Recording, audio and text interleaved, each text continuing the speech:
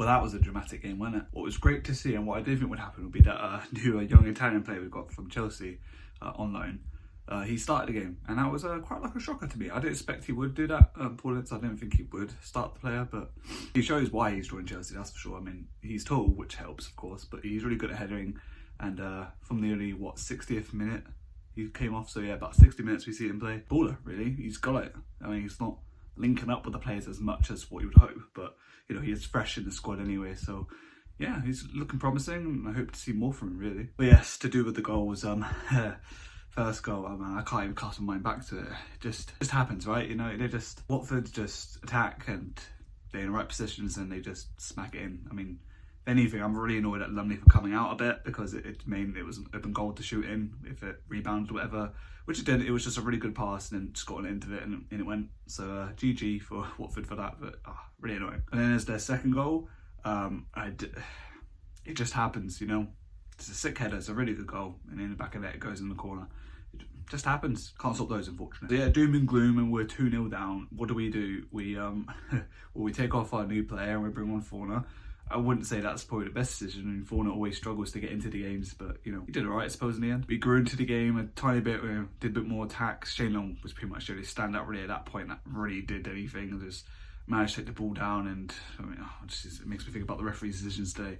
A little bit topsy-turvy. I mean, to begin with, he seemed fair. He seemed to, you know, if he's going to give it Watford, he's going to give it Reading. If he's going to give it Reading, he's going to give it Watford. So it's just, yeah, it seemed really fair from him to call up on the tackles that were made. But when it came to the second half, I just don't understand what happened. He just decided, you know what? I've put money on this game to Watford to win. Because anything that happened to Reading was just absolutely pain. He pushes any holding of t-shirts, anything. He just go, no, I didn't see it. No, I didn't. Until we got the penalty. And it was a shame I brought down a touch, and I couldn't quite see it, but I believe it was just a harsh tackle. But yeah, penalty, we score. I was really scared, actually, because Tom Ince wasn't playing that well, in my opinion. I mean, I tried to get in his head a bit when he came close to my end, shouting at him, like, come on, concentrate, get your head in the game. You know, where's your work rate? Come on. Just getting a bit hyped for it, you know, because he just looks so lack of energy, and this is pretty early in the game anyway when it happens. It's just, yeah. But yeah, the penalty, he scores it, thank God, because if he didn't, I don't know how the game would have ended.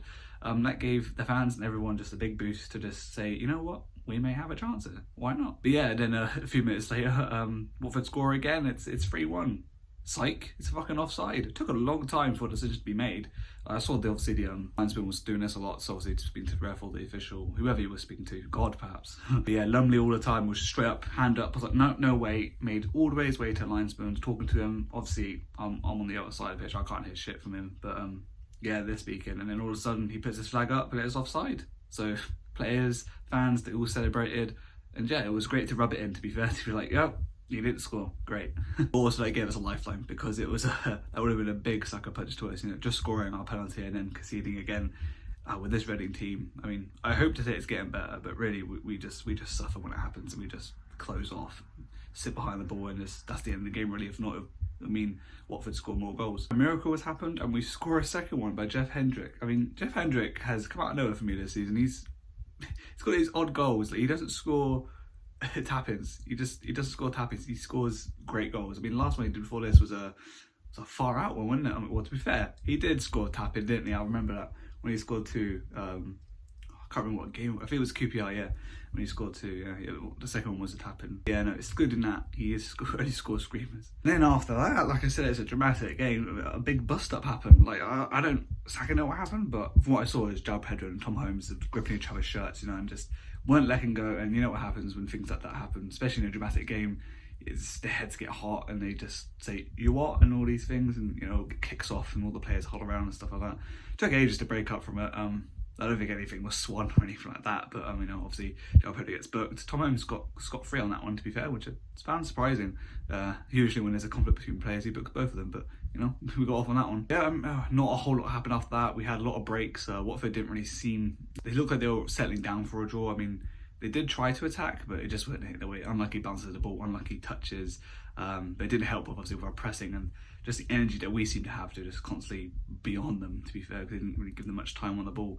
But yeah, I must mention though, just before we end it, is that I don't quite understand Paul's decision to take off Mbengu and bring on Scott Dan. I get it from an experience standpoint.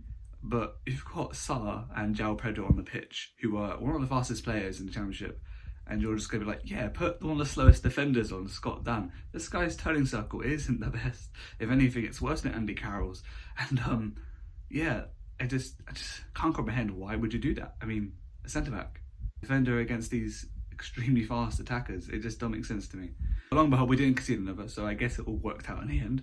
Yeah, I kind of wish Yakamete was brought on a bit earlier, and if anything, that's at the stage of it when it was 2-2, I was just like, just bring on João, someone who can finish, you know, just bring someone who can score, because it'd be great just to win 3-2, especially coming back. But yeah, no, that's time to wrap it up, and my man of the match is going to be Jeff Hendrick. I was debating Thomas, but Thomas just wasn't that great first half, and majority of the second half until we, you know, he scored the penalty. After that, he was good, yeah, and he got the assist for Jeff Hendrick's goal. He just didn't do enough outside of that game. So yeah, Jeff Hendrick scored a goal. I mean, I could always constantly hear him and see him communicate with others, make sure everyone's doing the right thing, you know, helping coach the young Italian player that we got now. Yeah, just really, no, it was a good leader on the pitch, and scoring his goal the way he did. I mean, like I say, he scored screamers, or only volleys, only anything that isn't just a 5-yard pass into the goal. But yeah, no, just top performance from him, and I think, you know, he deserves it. So right then, that's been my recap of the game and reaction. Yeah, we're pretty much by the skin of our teeth, just perhaps from penalty. It makes you think, like, what if it would happen? Or what if we didn't get the penalty? Probably would lose 2-0, if not 3-0. But yeah, no, thankfully it didn't happen, and we got a point out of it. Someone who's in 4th place, so yeah, why not? Right then, that's me. I'll see you guys next time.